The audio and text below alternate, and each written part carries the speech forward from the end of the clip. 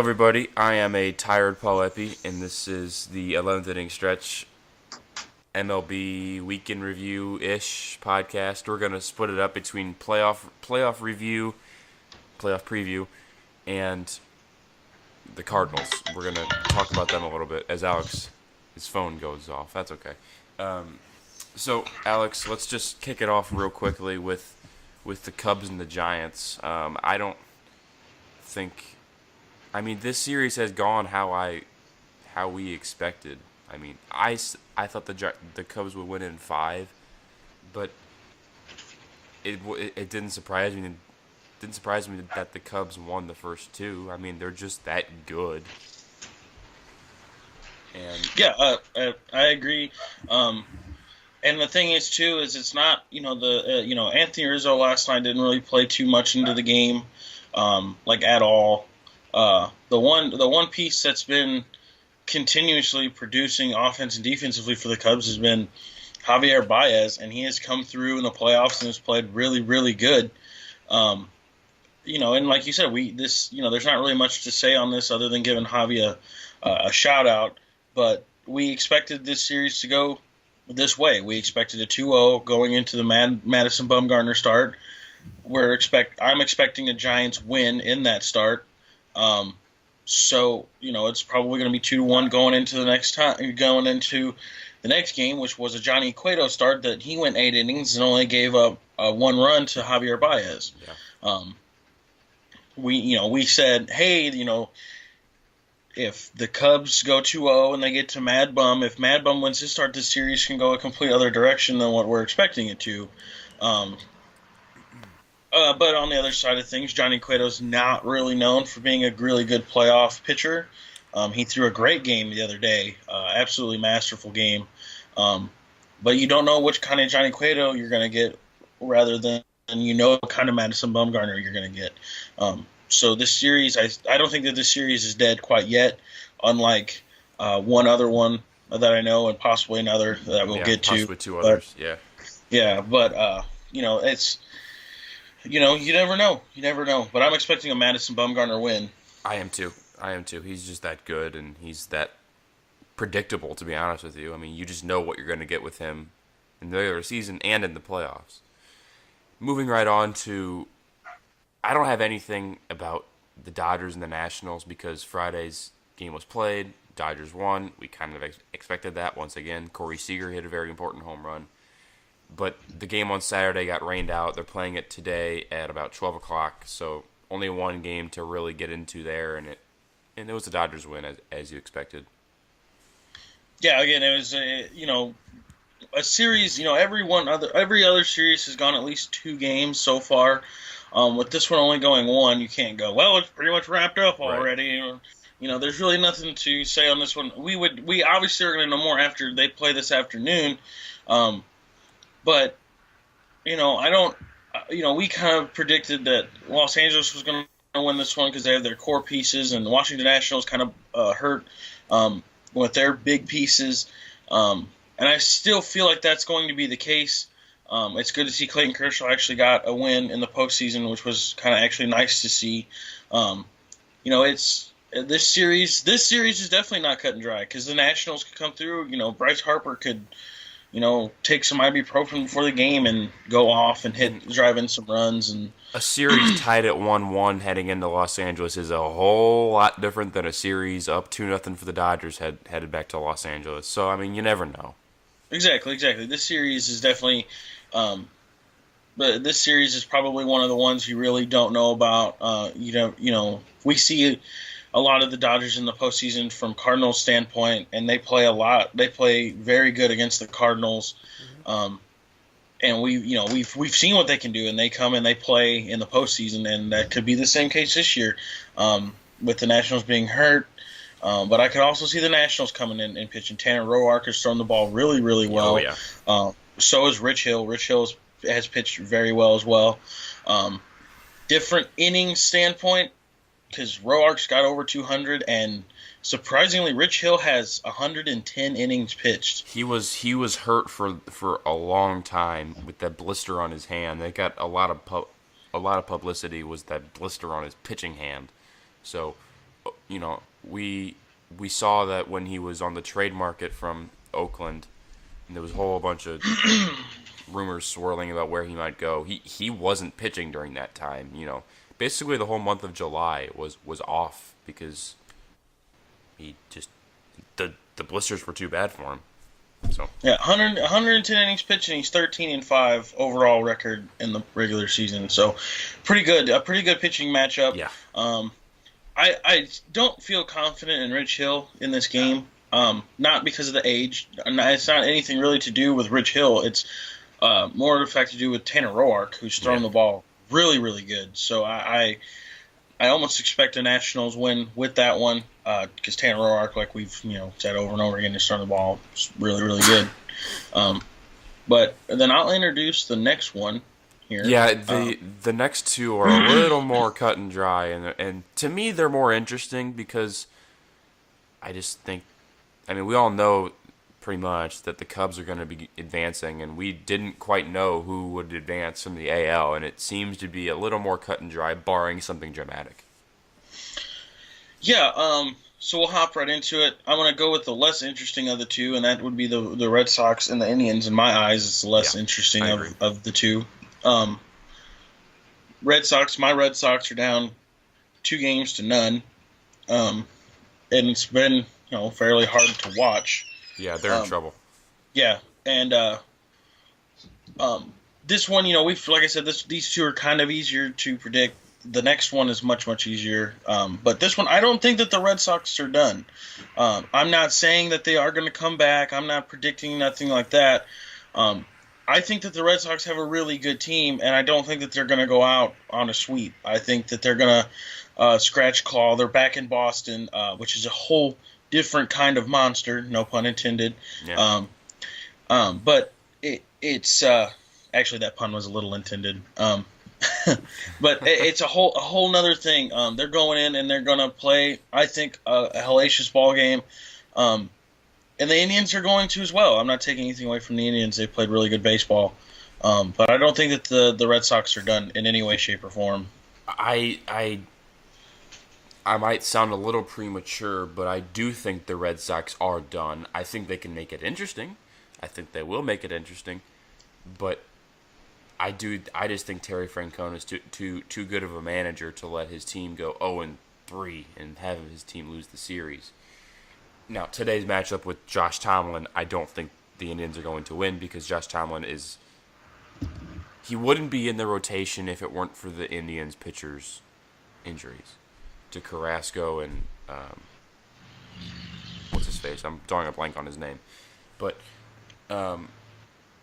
yeah, he just gives up Salazar. That's right, and he just gives up a whole ton of home runs. He might pitch well, but I mean, he's not going to be your guy that goes out and throws 6 or 7 innings of no runs or 1-run ball. He's going to probably throw 5 innings of 3-run ball. And I'm not sure with the Red Sox offense that the Indians offense will be able to overcome the Red Sox offense and essentially score more runs than they will. So I don't think they'll win today. They may not win tomorrow with Trevor Bauer on the mound. Who knows? But I think the Red Sox are done, but I mean they still have a chance to make it interesting at least. And here's the thing too, you talk about Trevor Bauer and people are gonna say, well, Trevor Bauer, he won the first game, blah blah blah, and all this Yeah, stuff. but that was in Cleveland. Yeah, and it's not even that either. He left the game, or there was an inning. They were going back and forth. Red Sox get a run, well, the next inning the Indians would get one. Red Sox hit a home run, well, wouldn't you know, the Indians hit 3 home runs. I mean, it's literally they just he pitched like 4 or 5 innings and didn't pitch that great. And the Indians are not known for mashing back-to-back home runs. No. So I don't read too much into that game. Yes, it was a great game, and the Indians won, and I'm not taking anything away from that. Obviously 2-0. But the next game was definitely more cut and dry as to who deserved to win that game, and it was the Indians winning 6-0 was a definite testament as to who should have won that one. But the first game wasn't much. So if the Red Sox can win this one against Tomlin, and then can go back and go against Bauer in Boston, I think is a whole different story. as to what's going on. But then they have Kluber in that fifth game if it would be needed, In which Cleveland. in Cleveland again, which is a little rough. But I mean, obviously this next series, me and Paul both think is over and Yeah. is shutting the door, which is the I Toronto think it'll be Texas. over at about 9:30 tonight when that game is over. I mean, with the Blue Jays and the Rangers, that's the last series. Aaron Sanchez goes today, and he is a Cy Young candidate. He's Rookie of the Year candidate. He's so good. And Colby Lewis goes for the Rangers. He just came back from injury here in late September, and he was out from I think it was early to mid June to late September. So who knows? I mean, he made a couple starts before the playoff, but he wasn't all that great. I don't think he'll be that great in Toronto with the crowd and that offense. I think this series is done. I view Colby Lewis as more of a little bit underperforming Chris Carpenter. Older guy, not going to give you a whole lot of strikeouts, has learned in his later years to pitch to contact to get ground balls and pop flies, but also has that chance with his stuff to go out and throw 7 innings of one-run ball. Yeah, he can, for sure. We saw that with Chris Carpenter when he pitched a complete game against Philadelphia. No one expected Carpenter to throw that game. Not even, Carpenter's closest friend would tell you he was capable of throwing that game. But I think Colby Lewis, you don't stick around this long in the major leagues with underperforming stuff and get a playoff start on top of that. I mean, he's obviously he's got something going for him, and I think he's going to show it in that series. And like you said, Aaron Sanchez is, I don't know. There's nothing that we could say that could tell you how good he is because he's super, super good. If you haven't watched him, skip the debate tonight and watch him pitch. If you really do want, it's really, really fantastic to watch him. 3.0 ERA, 15-2, 161 strikeouts, 1.17 WHIP, and he's only 24 years old. So he's got the stuff. Well, and one thing, because I'm watching kind of some highlights, one thing going in for that Washington Dodgers series, it looks like Bryce Harper is swinging the bat much, much better than what he did going into the playoffs. He was swinging hard in these at-bats that I just saw.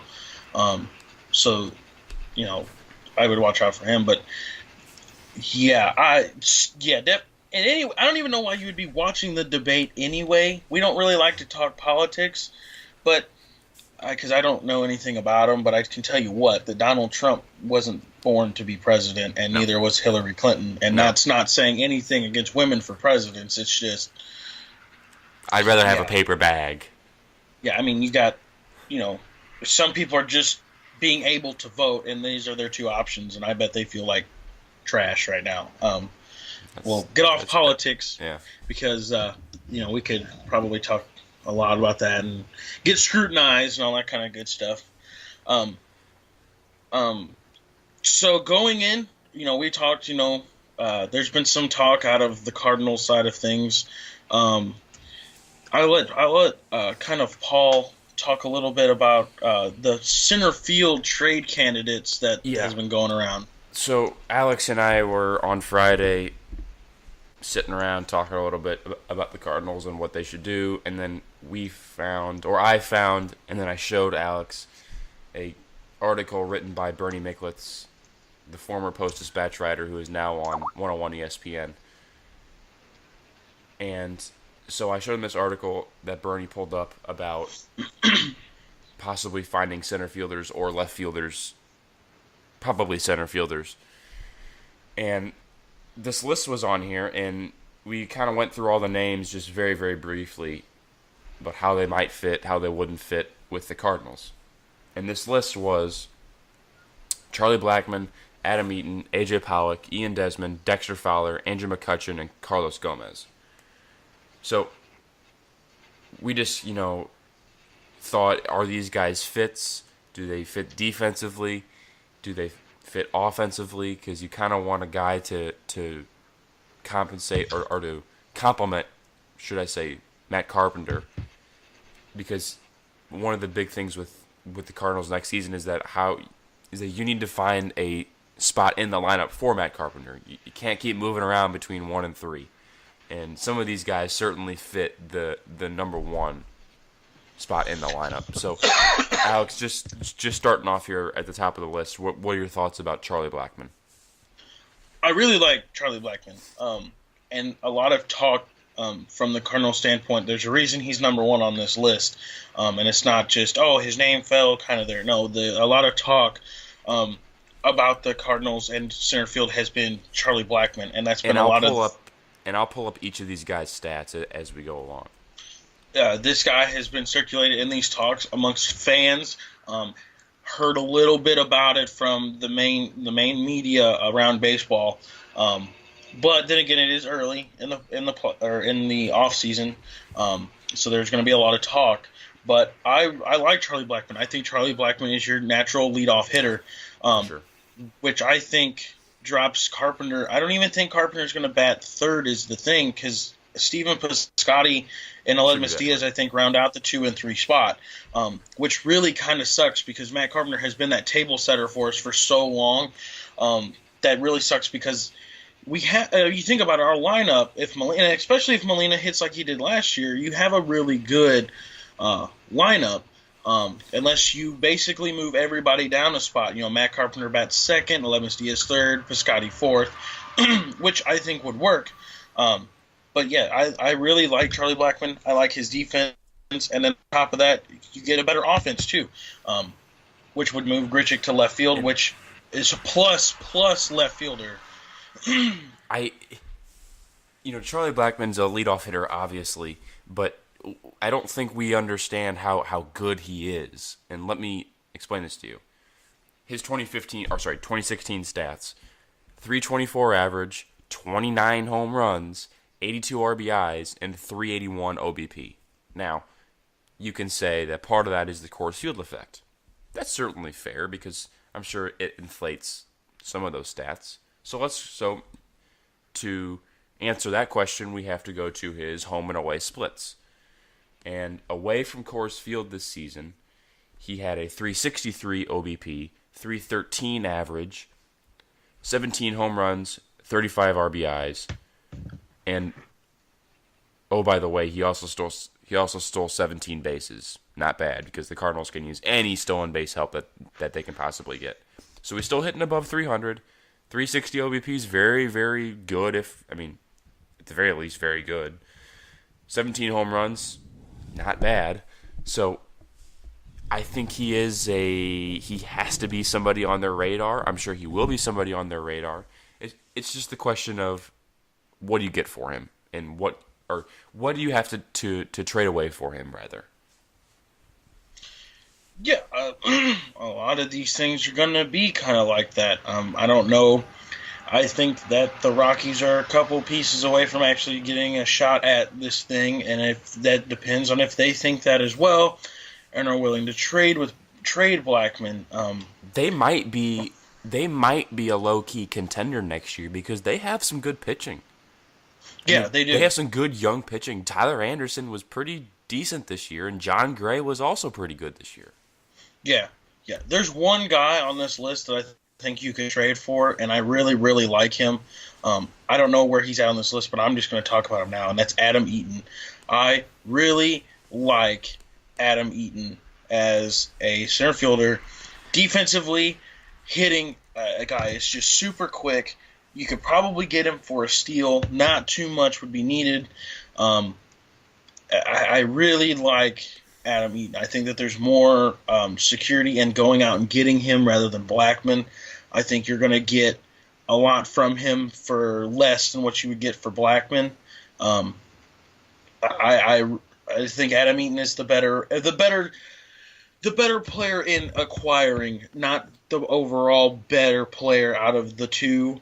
Obviously, Blackmon is, but I think what you're going to give up for him, right, I think is going to show. Yeah, I think it's going to show better than the Cardinals trading a Matt Carpenter to Colorado. And the good thing about this is that the Cardinals and the White Sox are trade partners. We got Zach Duke from them, so it's not a hard phone call to make over to over to Chicago.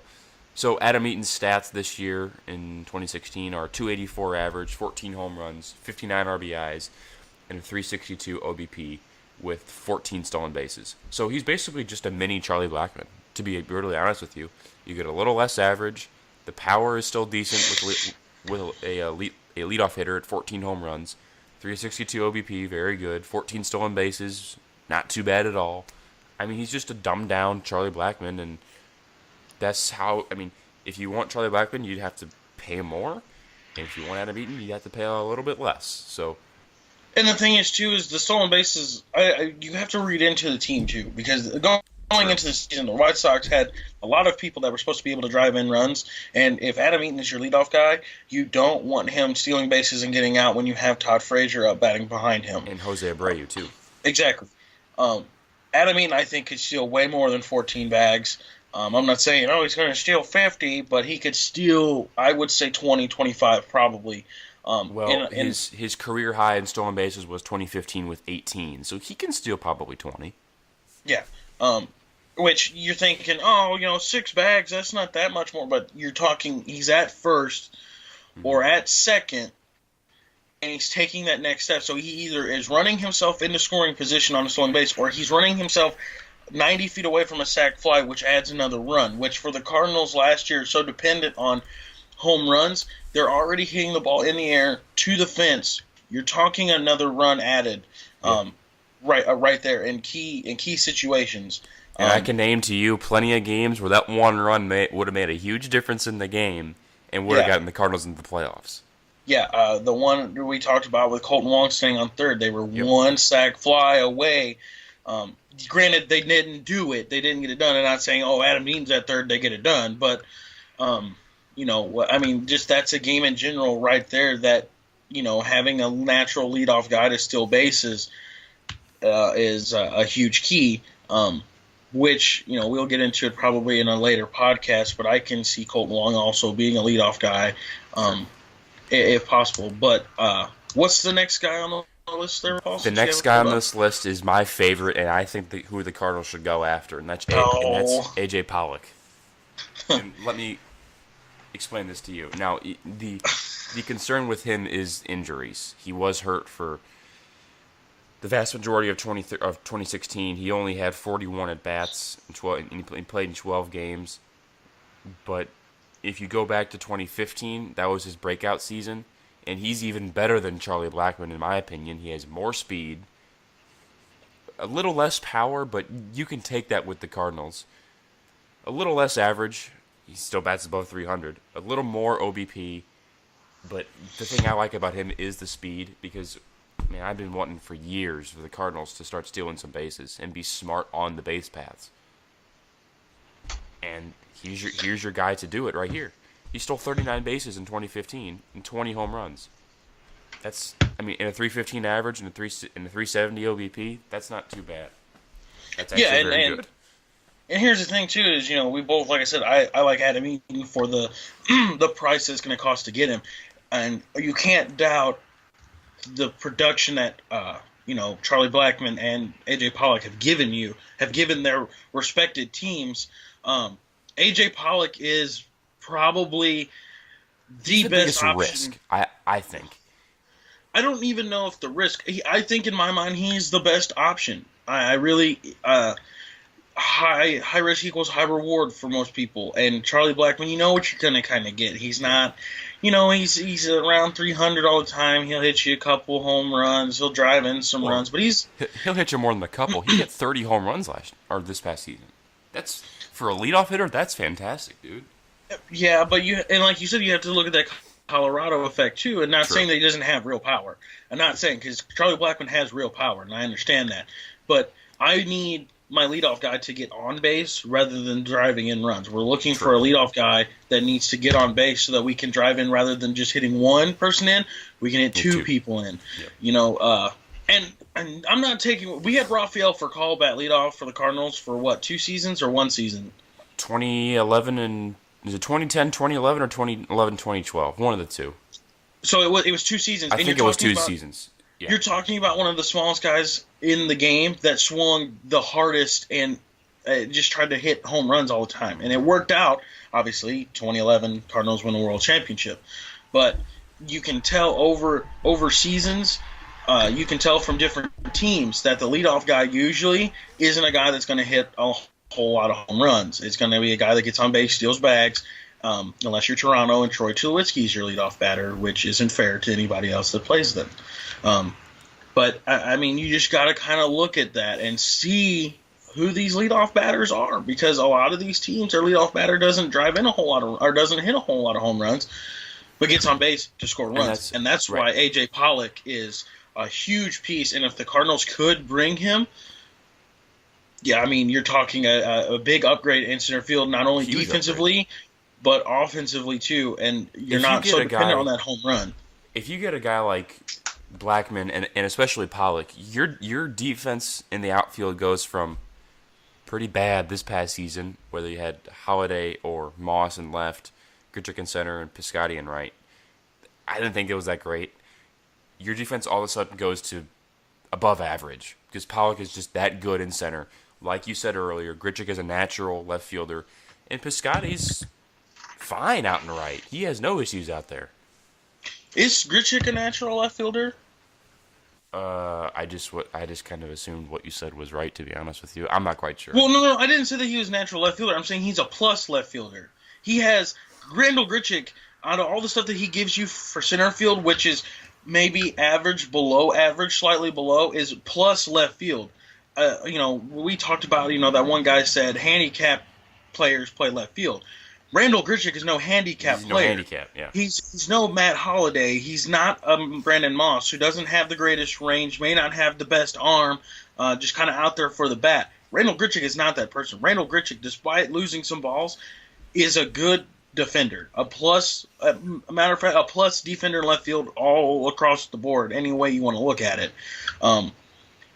So I don't know what his natural position is. I'm assuming the Cardinals were trying to think that it was center field with this year, and I had faith in him. But if we're with all these pieces I'm talking about, and there's more to get to. But if you think about it, Grichuk's in left, whoever you want to bring in center, and Piscotty in right, you're talking plus outfielders across the board in defense and offense. Stephen Piscotty played a great right field this season, absolutely awesome. And we didn't know what he was going to do. A first full season in the majors, he hit 22 home runs, I believe it was. He outplayed Jason Hayward, who got, how many millions of dollars was it? Wasn't it 200? 190, I think. Yeah. I mean, definitely outplayed Jason Hayward, who the Cardinals wanted back a lot. He outplayed defensively, probably in my eyes, and offensively. I mean, just great. So, like I said, there's more to get to. What's the next one, Paul? Name them off. Ian Desmond. No, Ian Desmond is not coming to St. Louis. He is exactly the same as Randall Grichuk. Exact same player. It just hands down. There's really nothing more to talk about with that. And he seems like a natural fit for a team like Texas. Yeah, same player as Grichuk, and we don't need that. Not at all. So let's cross him right off the list then. Next is Dexter Fowler, and I think he'd be great for the Cardinals, but it's not going to happen because, like Ian Desmond being a fit for the Rangers, Dexter Fowler is a perfect fit for the Cubs. He does exactly what they need him to do, and that's get on base for Bryant and Rizzo, and Bryant and Rizzo drive him in every time he gets on base, pretty much. So we saw him against the Cardinals 18 times or whatever it was this season, and I can't tell you how many times you thought, oh, crap, Fowler's on base. He's going to score. So it's great as I would like him on the Cardinals, it's not going to happen. And his defense is spectacular out in center. He seems like he's gotten better with age. Sorry, everybody, it's not going to happen. Yeah, he's definitely gotten better.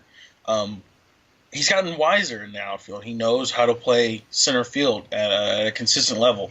When he was with Colorado and in Houston, he was kind of, I'm just going to run until I get to the ball, risk injury, risk all this. And now he's not really doing that. He's hit a lot better.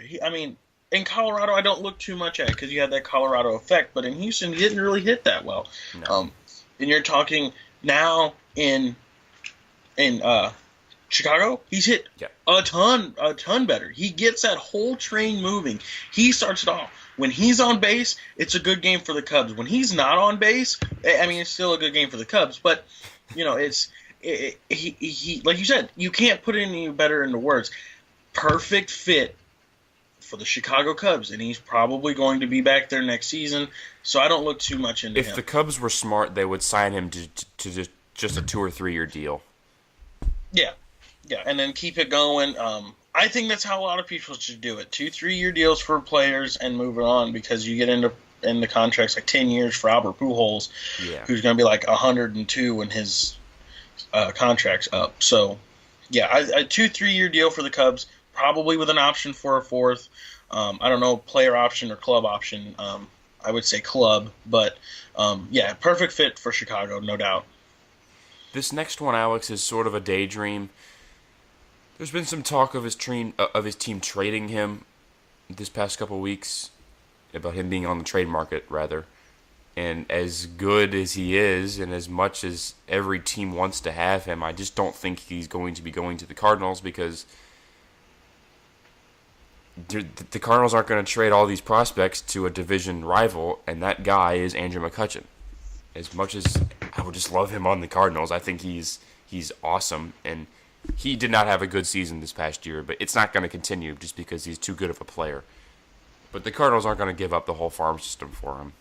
So yeah, he is awesome, and it's not going to happen either. And he's only 29, I believe, is what I saw the other day.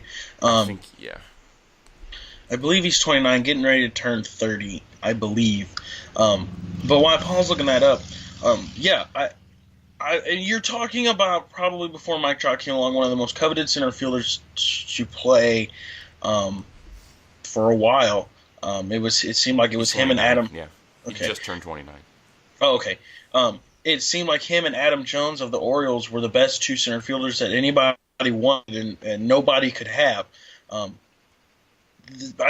Pittsburgh, yes, their outfield with Marte, McCutchen, and Polanco is crazy good. I mean, it's literally where fly balls, or where baseballs go to die, is that outfield. It's nuts watching them all play. I've been fortunate to watch all three of them play live.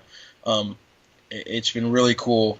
But I don't think that, no matter how bad the Pirates or the Cardinals may want them, or the Pirates are kind of like, hey, we want to give you a better shot, go to this team, I don't think it's going to happen. Like you said, a daydream is the perfect way to wrap that up. If it happened, I might need a new pair of pants. Yeah, and that's it's not because of urine, if you know what I'm trying to say. Yeah. And the thing is, you'd be like, wow, you'd be shocked for maybe the first couple days, and then you're kind of gonna, what did we give up for him? Yeah, what did we give up for him? And then you come into the first day of spring training and you realize, 2/3 of your team's not there because they got it for Andrew McCutchen. Yeah. It's just nuts. And the thing is, too, what's bad is the Cardinals have been rumored around possibly trading Matt Carpenter. And I don't know if that's a great idea, but that's probably a piece that they're gonna want for Andrew McCutchen. Pirates already have double quads at first base. Old Johnny J-So. So they really don't need another first baseman. What's a podcast without you mentioning Johnny J-So? I don't know. And here's the thing. Real quick, I want to sum this up because I really want to talk about this. Because we went and we watched the Pirates when we went to the game on that Friday, correct? Wasn't it? Right. Yeah. Here's what I told Paul. I like John J-So as a player. I love John J-So as a person, as a player. A great guy. I really do. I have nothing wrong with John J-So. The problem I have is that they bat their first baseman leadoff because he has a high on-base percentage. I get that, but batting leadoff is a whole different monster than batting second, third, fourth. Batting leadoff and batting eighth is probably the hardest thing to do and be successful.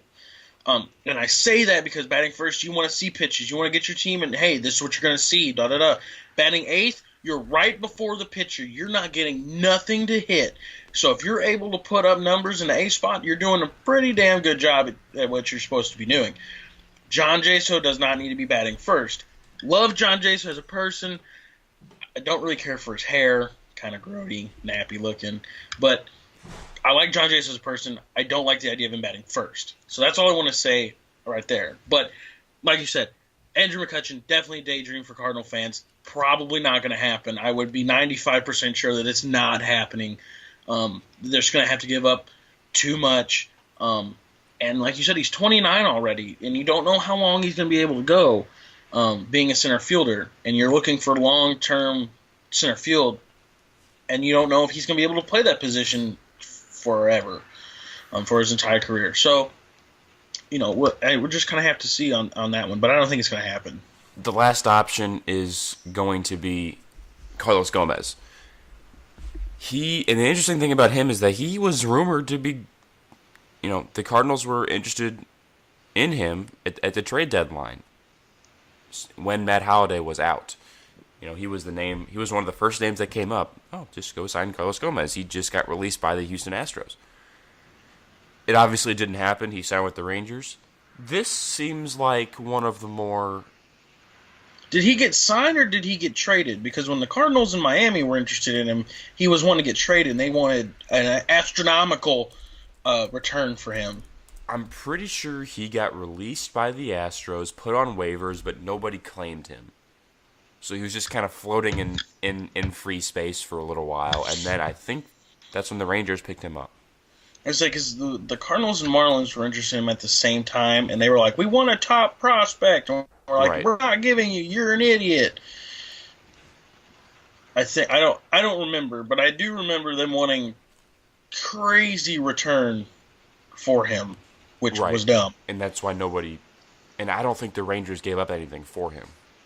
Yeah, because I think he did ultimately get released. I just don't know if it was when the Cardinals were interested in him or not. He's not 30 years old. That. He's 30 years old.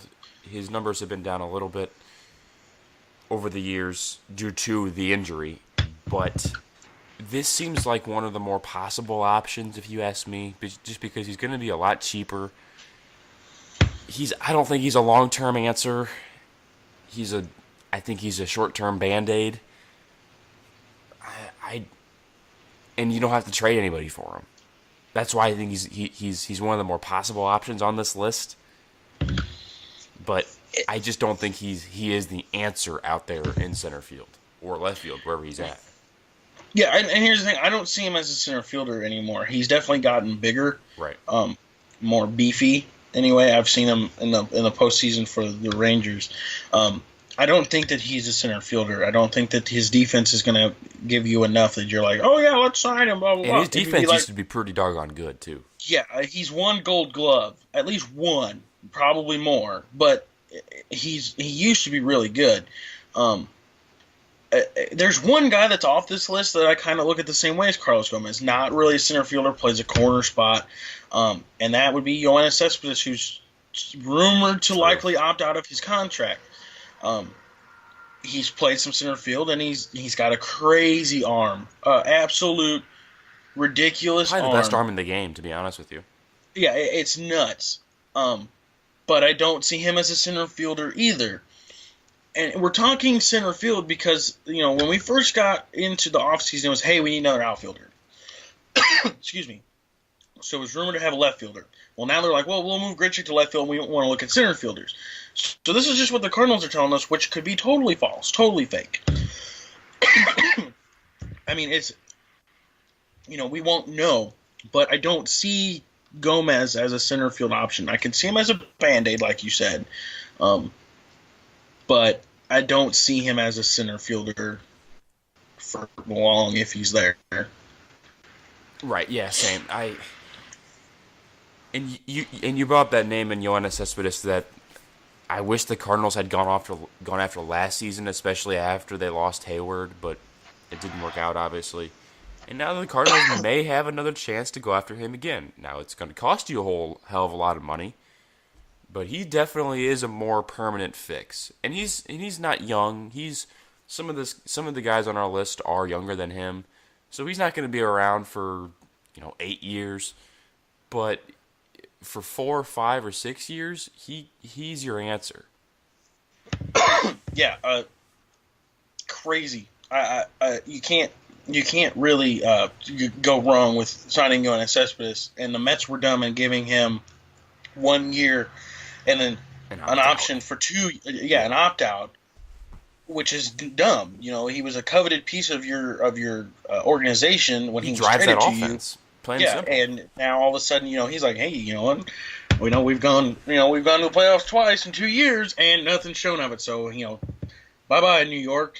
And his personality shines in New York. That's why he's so good there.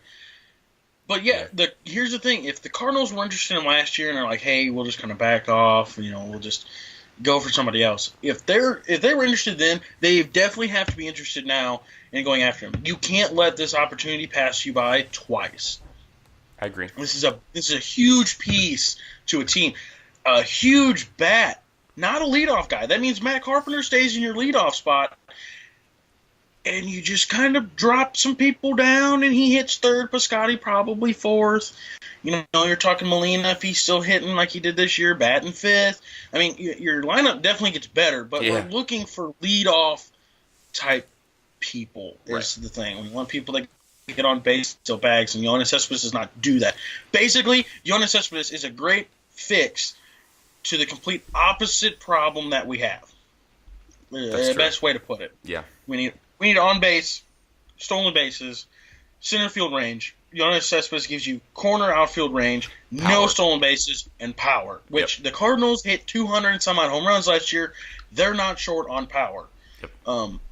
So the complete opposite answer for the problem that we have, but would still be a great piece to have nonetheless. But I think that's all those people on that list. Yeah. We'll be continuing the speculation and well deep into the offseason. I can personally guarantee you of that. Yeah, I mean, we're in the first week of the offseason? It's only been a week since the Cardinals were eliminated. Yeah, so, I mean, we wanted to talk about maybe a little bit more than what we did today, but we actually got into some deep conversation about this, which was good. So these podcasts are probably going to be a little bit longer since we're only putting out one now a week for the time being. So I want to say thank you guys for tuning in. This has been the MLB week or playoff review, MLB week review, Cardinals podcast. We're just going to call it the Offseason podcast. We'll just call it that. Makes it easy. Offseason podcast. What do you want to say? Number 2? Because wasn't the last one number 1? Yeah, we'll call it number 2. All right. Offseason podcast number 2 for the Cardinals. I thank you guys for tuning in. It's been awesome. Hope you have a good rest of your day there, Paul. You too. And thank you guys for tuning in so much. This has been the 11 Game Stretch for Paul Epi. My name's Alex Schneider. Thank you guys for tuning in.